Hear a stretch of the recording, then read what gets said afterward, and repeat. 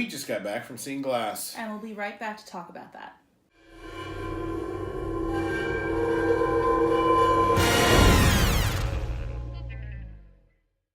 Hi folks, welcome back to Pop Pop Fizzle. I'm Jeff. I'm Heidi. And we just got back from seeing the new movie Glass by M. Night Shyamalan. If you're unfamiliar, why are you watching this video? It's kind of weird, honestly. There's a lot to unpack. We'll pretend like you didn't open this up. It's fine. Go ahead.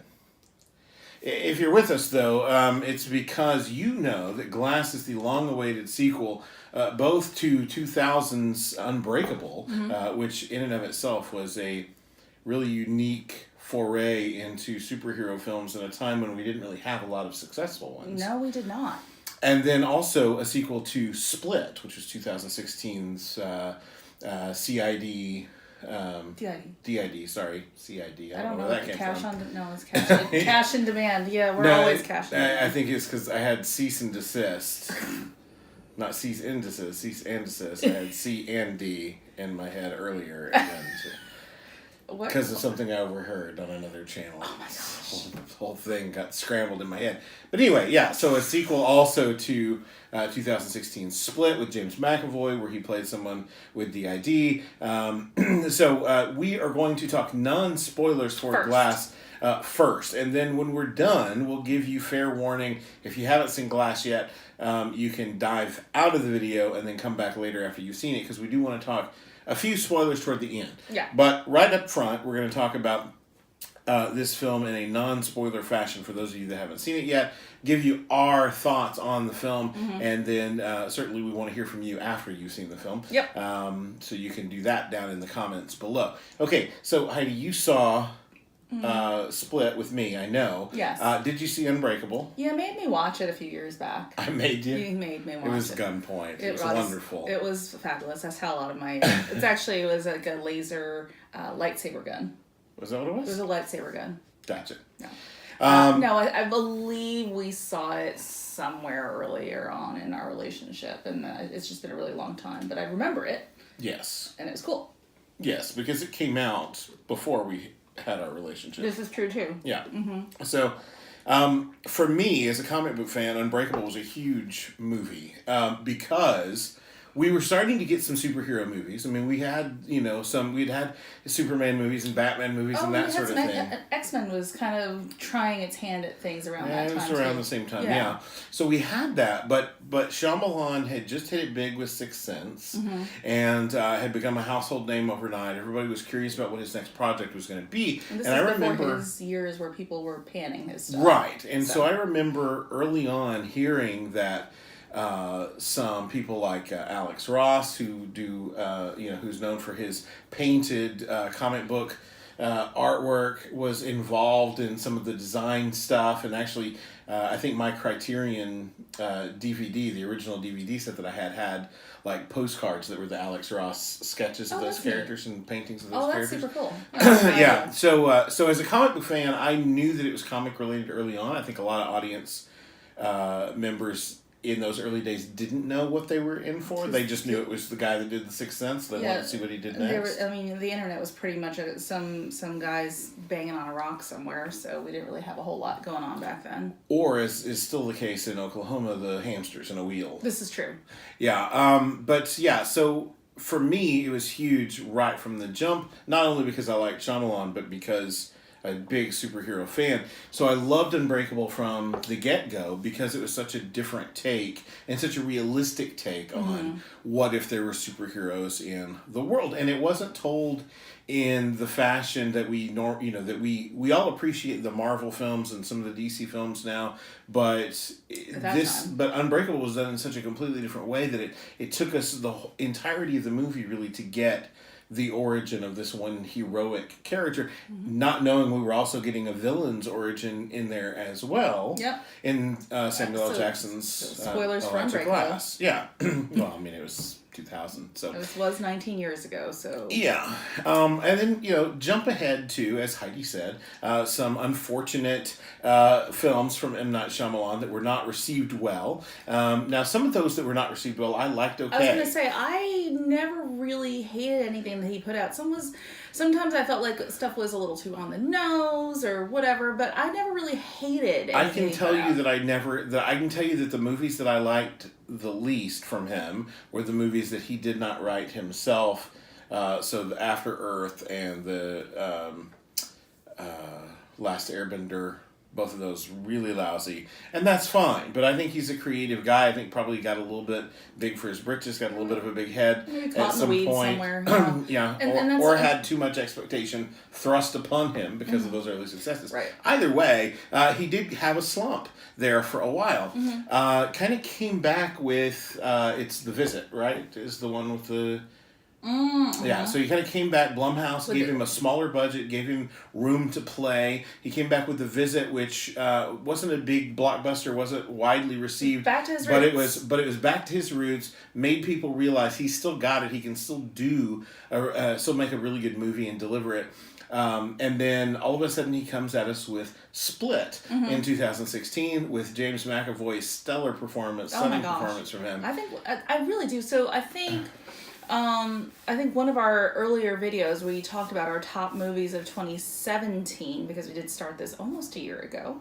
But I think Split may have come out in 2016, like in limited release, and then scrolled over to 2017, because I think we both named that as one of our favorites of 2017. Either that, or we were just really out of our heads. Both of those are completely possible. This is true. But yeah, Split was one of those movies that we walked out of the theater and immediately were like, "Wow, that was really cool." And great performance from James McAvoy. I remember thinking that just there was so much nuance, so many facial tics and expressions, so many times that I could tell when he was shifting personalities from one character to another just by his face or his eyes alone. So that was like, okay, that's the Shyamalan.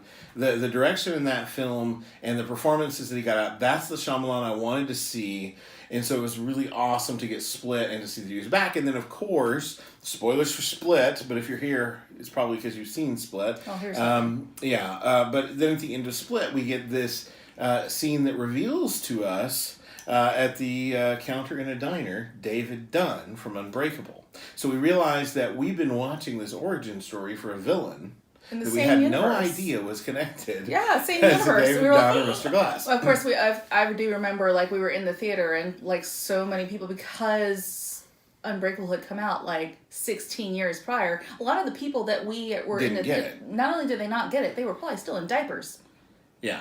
Well, yeah, no, but I mean, didn't get it when they were watching Split. No, they didn't get the reference. Yeah, because they were still in diapers when Unbreakable came out. That's what I'm saying. Right.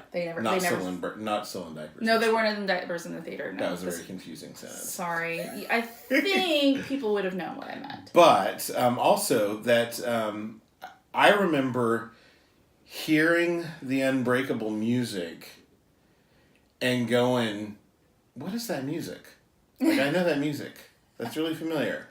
And then we saw him, and I was like, "Oh my gosh, yeah!" And same universe. Yeah, so that was a huge moment. So ever since that moment, this is why we've gone on this long, sort of drawn out introduction. Since that moment, I have been so into the notion of him coming back to this world, coming back to these characters, and that was, of course, as soon as Split was a huge success, the first announcement he made was that he was going to be making Glass, which would be a sequel to both Split and Unbreakable. And tonight we finally got to see Glass. That. Yes. Yeah. Okay. So that was a big build-up. Going in, let's talk expectations, talk experience. Again, we're sticking to non-spoiler mode. Okay, so my expectations were high, and I feel pretty satisfied with the result. So that's where I am. I'm not like, oh my God, blown away. I was so surprised by everything I saw and heard, but there were some great moments, and then there was some stuff that was like, okay, yeah, I can see that would have happened. Yeah. To be fair, you're very seldom that person. That's true. You have to go out and see this right now. Yeah. I'm very seldom that person, but I did want to see this right now. Yeah, I'm sometimes that person, and I'm usually when I am that person, I cool on that thing fairly quickly. Like, sometimes I'll be really excited about something and this. Like, I can remember being really excited about Black Panther and really loving the art design and all these other things. And then now it's like, I don't think I've watched it again. And I've watched all the Marvel movies like a billion times, but I think it was just like something about seeing it on the big screen, and because everybody was so excited about it, and because it was a spectacle, I was really, really in. And then afterwards, I just sort of cooled on it. I was like, yeah, I mean, yeah, it was okay. I mean, like, it was pretty good. I liked it. It was good. Yeah. But it wasn't like, it didn't stay with me the way that the first Avenger stayed with me, or the way that even Infinity War stayed with me. So I say all that to say that, yeah, I can see that, you know, I went into this not wanting to be so excited that I couldn't see flaws, and not so weary because of some of Shyamalan's missteps that I wasn't capable of seeing it for a good film if it was a good film. I enjoyed myself with this movie quite a bit, and it felt like the tone of it, and this to me was the part that was going to be hard to nail. The tone of it felt like Unbreakable to me, but with the more modern sort of sheen of Split. So it felt like he bridged the gap there pretty well. It was and and tonally it matched, but also character-wise, we got to see characters that we hadn't seen in a long, long time, along with characters that we had just seen recently in Split. And it all felt connected. It all felt like it worked. Nobody felt out of place. Nobody felt like they were phoning in anything. No. Everything kept me asking questions. I constantly found myself asking questions and trying to figure out people's motivations for their behaviors throughout the course of the movie. And I like any movie that does that. I would say that a lot of this film was seen in the trailers.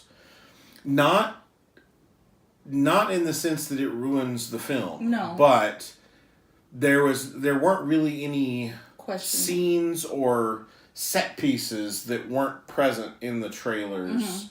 That was a little disappointing. I kept thinking that we were going to get like a big third act that I hadn't seen any part of, and that didn't really happen. Yeah, no, it didn't. But I don't think it needed it. And I think that to do a big set piece in the third act of this film would have been almost the antithesis of everything that led up to it. Yeah. Like, I think if you would have gone big, if you would have gone full on, and again, this is, I'm trying to say this without being spoilery. I think if they would have gone full on comic book movie, third act, then it would have been like, where did that come from? Yeah. But I think the third act that we got very much felt in keeping with everything that we got. It definitely kept up to that point. Yeah, it kept with everything. Like you said, it kept the tone of Unbreakable. In that this is very much set in the real world. So right, and Unbreakable was a slow burn to reveals and building up the momentum toward the end of that movie, and I feel like this does the same thing.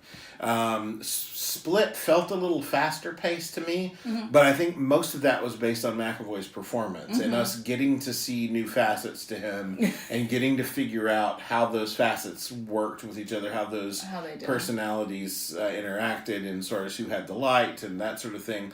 So I feel like it felt like it was steamrolling along really quickly.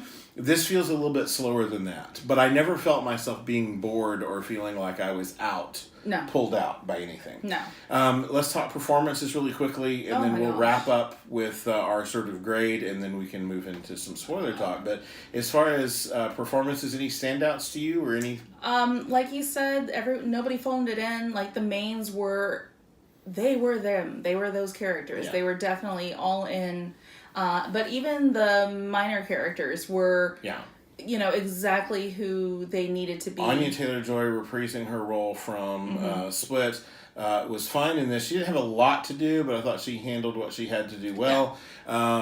Really cool to see Spencer Treat Clark playing the son that he played all those years ago. I know. I was like, because I heard you say something when we saw him on screen. I was like, what? And then we saw, and this is just a very minor spoiler. We saw a flashback, and I was like, "Oh, it's the same guy." So that was super cool. Yeah. So they used an previously unseen moment from the original film to give us a flashback, which was pretty cool. Yeah. But yeah, so I thought they did, and I thought he handled his role really well. He felt like the same kid from what I remembered from Unbreakable. Of course, it was the same actor, but just the sense of wonder and wanting to be involved felt the same. That was really cool.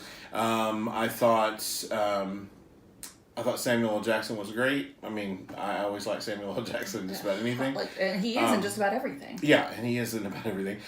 Bruce Willis. Bruce Willis, I love Bruce Willis. Bruce Willis, though, can be hit or miss because sometimes Bruce Willis is taking the paycheck and sometimes Bruce Willis is invested. I was going to say, sometimes he is phoning it in. Yeah. And that's not a bad thing. In any job, you have days and moments where you phone stuff in. We all do this. But it was really cool. This would have been a very disappointing movie had Bruce Willis phoned it in. Oh my gosh. No, he definitely did not phone it in. But I think really good. I think that Unbreakable stands as one of his better performances anyway. And I think he has to know that. And I think he has to have approached this more seriously because of that. And it was nice. It was nice to see him really in. Yeah. So I dug that. Oh gosh, I can't think of the actress's name that played the psychiatrist. Oh, no. Sarah Paulson. Okay. Was good in this. She was in Bird Box, which you did not see. She had just a small part in that.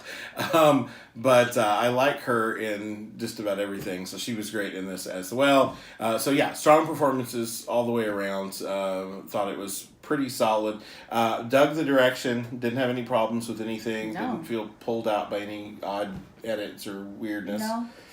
So all of that was good, technically.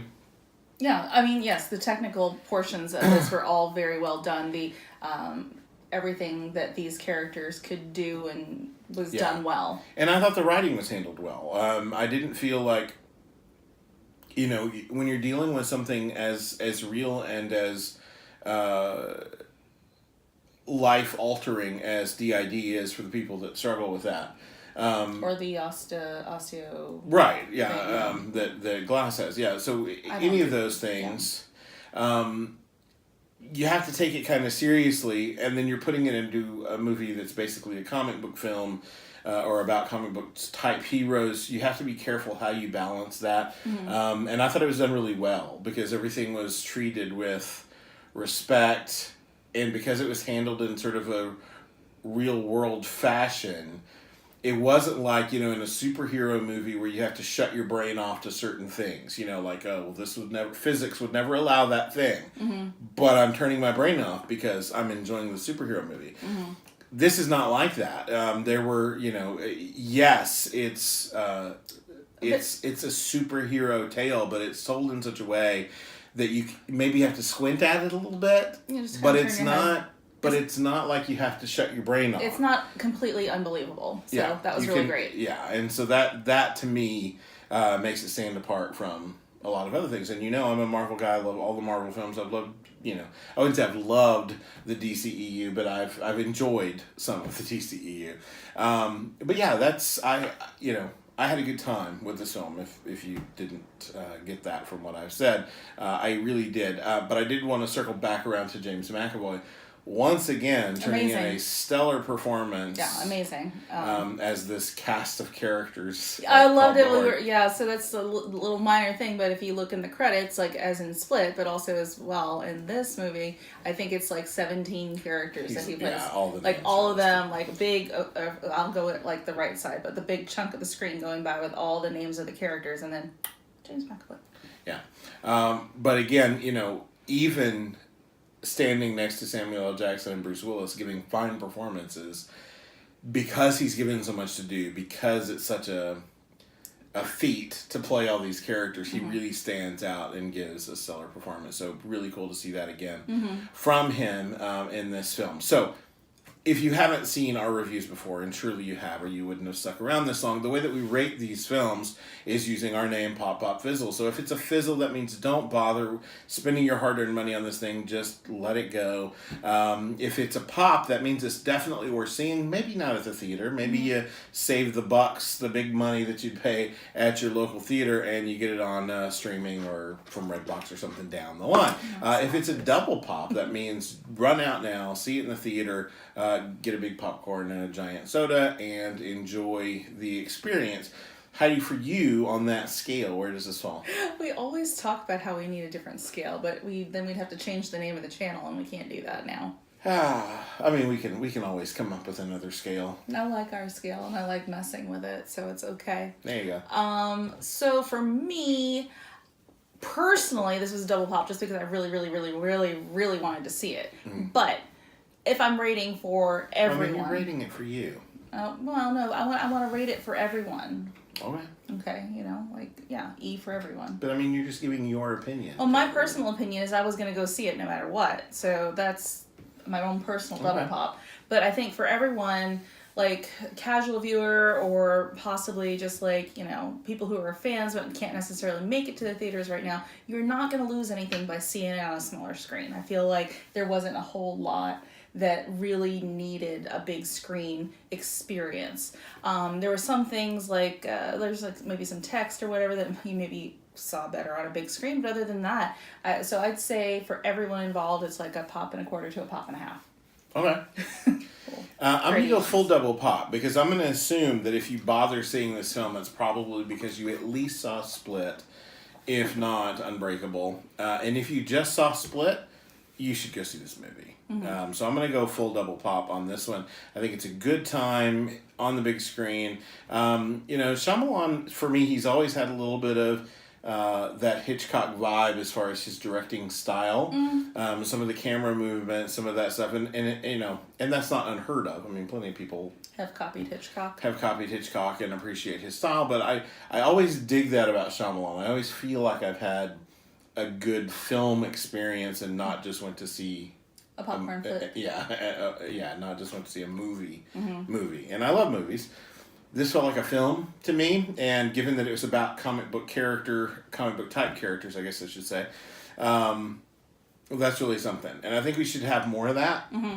I would love for, the big two to find some of their more serious and down-to-earth characters and give us a more serious look at them outside of the confines of other superhero stuff. I think there's no reason you can't take a Constantine or now granted Constantine has a lot of supernatural things around it, but if you give us the look and the feel of it all down to earth and we're only following a character and not seeing all the, if it's just from his perspective and you're not seeing everything that he's seeing, maybe that's a terrible idea. I don't know. There's already been a Constantine movie. No, yes, I know this. Okay. Yeah. Okay. Yeah, it had John Wick in it. Yeah, it did, didn't it? How about that? I thought for half a second when we were seeing the trailer. I'll tell you who you could do. I'll tell you, and this is me throwing this out to the universe. Here's who you could do a superhero movie of that doesn't feel like a superhero movie, and it would be awesome. The Question.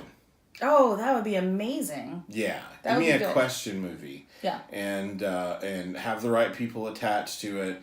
Give us a really cool conspiracy-based, crazy movie. Keep it super real, super down to earth. Except the guy wears the mask, and that would be fun. Yeah, absolutely. Okay, so those are our thoughts on this film. Non-spoilery.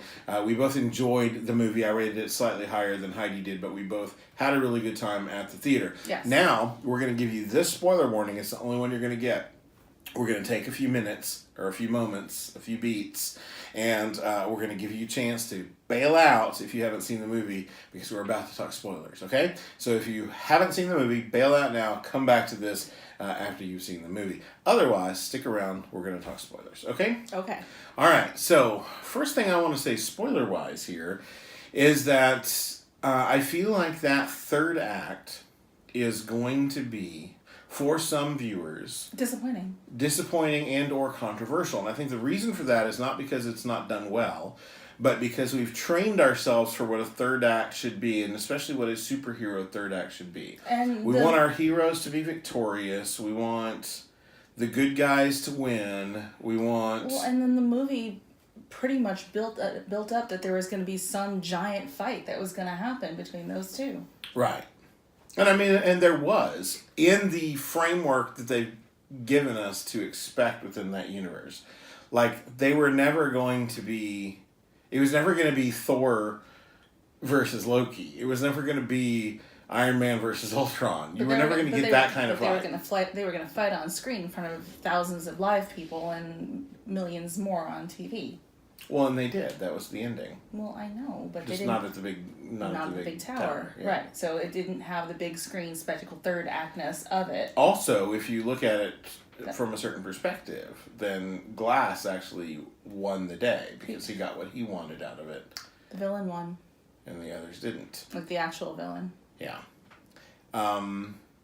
Sarah Paulson's character in this film, I questioned all the way through. Her motives, yeah. Her motives and the timeline. Right, and that is 3 days. Yeah, as soon as she put that there, I was like, 3 days.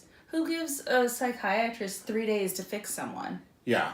That doesn't have 30 years might not be enough to fix someone. What governmental body would give her power, and then give her power over those 3 people for that short amount of time, and then considering the power that she was given, the authority to place that many cameras and that many things, like that she only had like 2 or 3 orderlies that rotated through that had access to patients. That seemed you would think there would be an armed staff of 20 guys in that hallway at all times. Yeah. Like considering what they had seen already. The other side of that I wondered about is I thought it was very clever that she could posit things to them which made them question their own understanding of themselves. Yes. That I think is a clever conceit, and I think it's certainly, given what she says to that group of people toward the end, the goal was to convince them that they're not what they think they are. Neutralize them. Because if we neutralize that thought, they're not a threat anymore. Right. But the part of my brain that was working while I was watching all of the stuff in the psychiatric hospital was,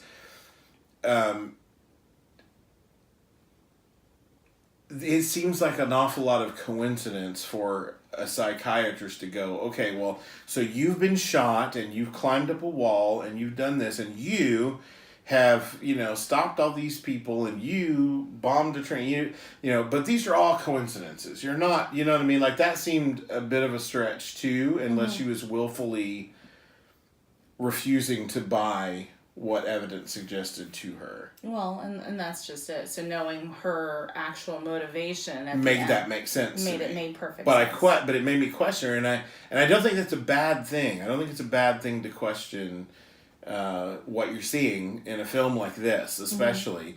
I thought all of that was, handled well. I think especially seeing David Dunn question what he knew about himself. Really question and lose faith in what he thought he knew. And to have Elijah Glass, of all people, be the one to say, that door is the only thing between you and stopping us. So you're going to let it stop you. You know? I thought that scene was good. Again, all the acting was done really well. I dug, too, that the reveal of Elijah being, faking the sort of being out and constantly dazed or sedated. That they didn't give us a slow reveal of him, like, looking, when somebody turned their back or whatever. They didn't do the cliche. No cliches. They just trusted that we knew that he was faking because we knew that it was his movie. We knew how manipulative and how brilliant he is. So we watched, and then the first time we see him actually moving, he's just full on moving. Like they didn't give us a sneak peek of him fooling or give us a neat little reveal. It was just, they trusted that we got it, and then they gave it to us. Yeah, which is really nice. I appreciate that whenever a movie does that sort of thing. Absolutely. Likewise, I feel like the notion of the Horde and their support of the Beast being... that there's like a group of people and some of them support and some of them don't, and that the more the doctors worked with them, the fewer people were behind the Beast. To where Patricia was having to say, we still have 10 and that's enough. And it's like, so they were really close to neutralizing. Yeah. So. And Glass was the one that threw the wrench into the works. Yes. Because he wouldn't be convinced. No. And then he won in the end. Really. He sure did. So I kind of wondered about the point of the film where the son went to the comic book shop. Mm-hmm. And was doing his research. And then we had Anya Taylor-Joy at the comic shop and picking up some stuff. And we saw it. So around that time, I thought, I wonder if this is the origin film for whatever comes next. For you know, that she recognized something in the Beast that's the beginning of her own story. Right. Or if the son recognized something about... Because the cover that he looked at said... who is the Whisperer or whatever, yes. and then who are his parents or whatever, mm-hmm. and I was like, so maybe he's going to realize that he's got something too, maybe, and that his father being in jeopardy is what prompts that to come forward. Mm-hmm. We didn't get that. I was waiting for you to finish, but to say we didn't get that. Right. But it was pivotal to the film. Sure. Him being there, but sure. In the end, we say that Glass won. He said this is never about the big fight. Right. This in itself is the origin story. So I was also thinking that those two have something happening that's going to be like their superheroes or whatever. But I was like, that would be too cliche for them, for those two in particular to suddenly become superheroes too. But I question if Shyamalan gave us this organization and the notion that heroes have emerged before throughout history. 10,000 years. In the last film of a trilogy, or if he's introducing a new concept that he can play with in another setting. Mm-hmm.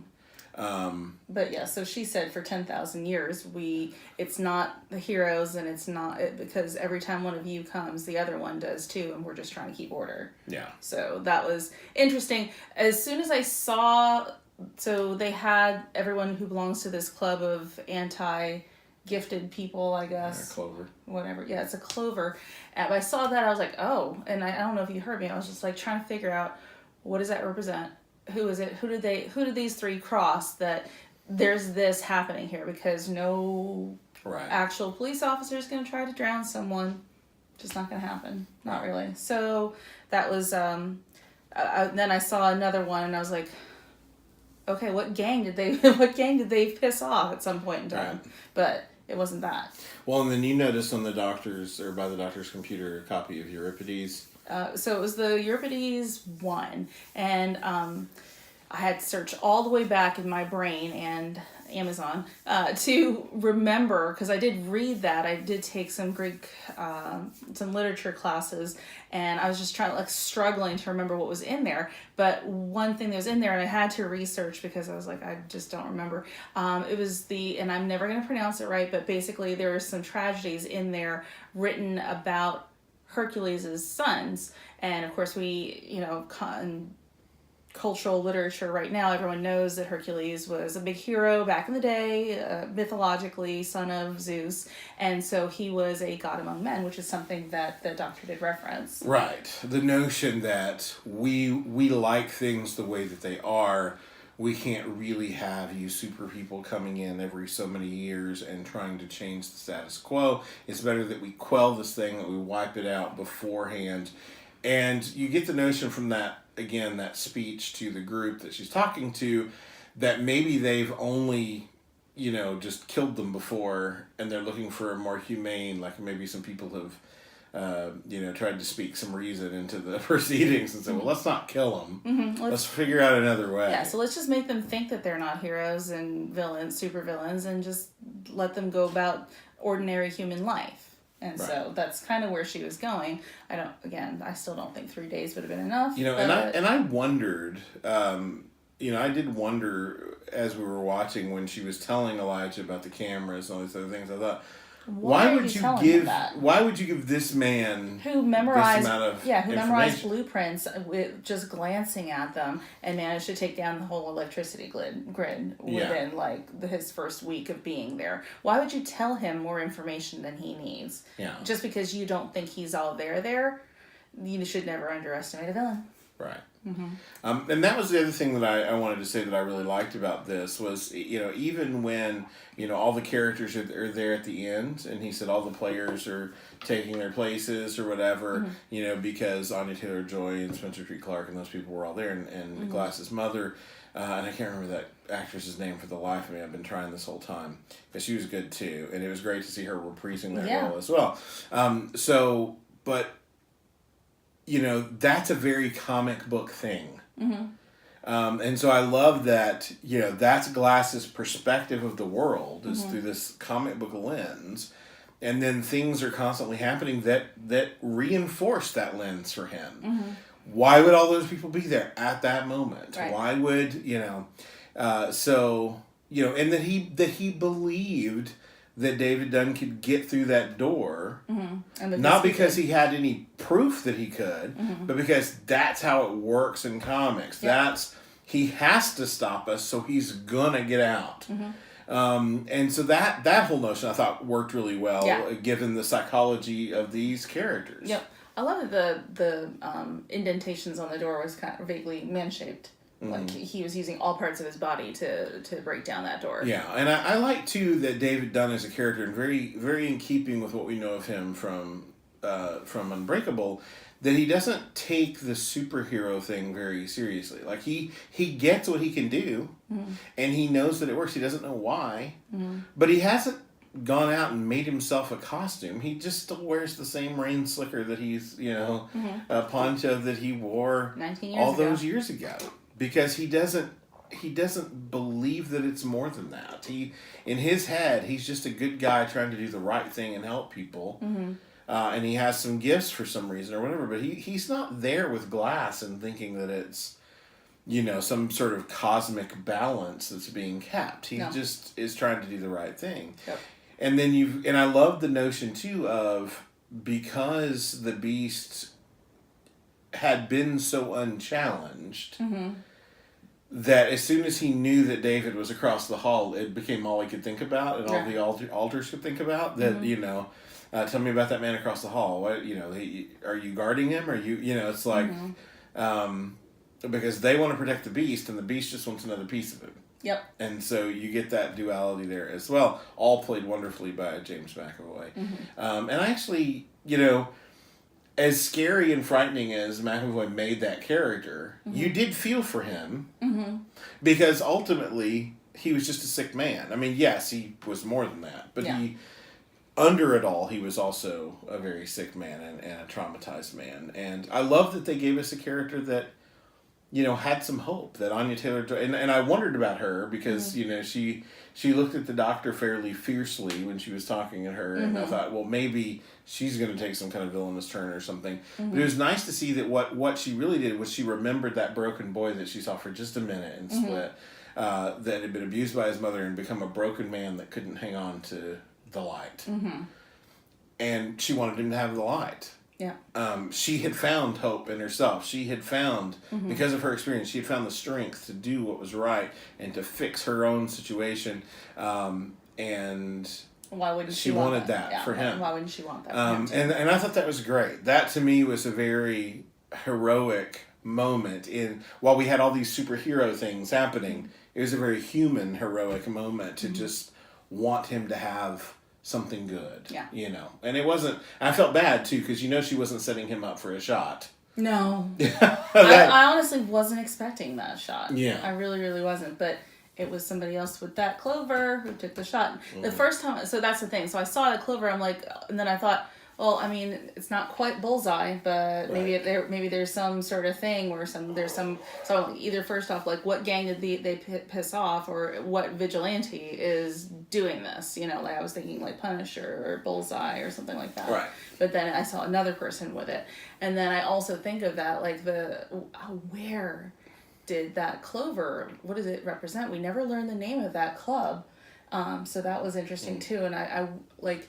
It's like the three-leaf clover that's the representative of St. Patrick, drove the snakes out of Ireland once upon a time. Well, and as soon as she said, "David, take my hand," I was like, she's not helping him. No, I was like, why? What does she think she's doing here? But it just was so we could just see the clover, really, honestly. Well, no, so he could see who she was. Yeah. Well, yes. We, as he, could see. All right. Okay. But, and by the way, I got to own up that I gave Heidi a hard time before we started filming about not yawning on camera, and then I just had to yawn like crazy. Mm-hmm. So, yeah.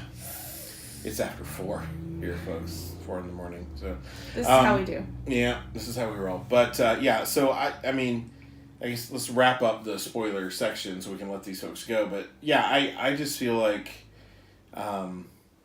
I feel like it's really well done. I haven't watched any other reviews and I haven't read. I've seen a couple of headlines that made me think that some critics felt like it was a misstep after Split, that it wasn't quite as good as Split, that it didn't, that it wasn't a touchdown. But I thoroughly enjoyed it, and I feel like if you watch these 3 films back to back, that they would feel cohesive. Yeah.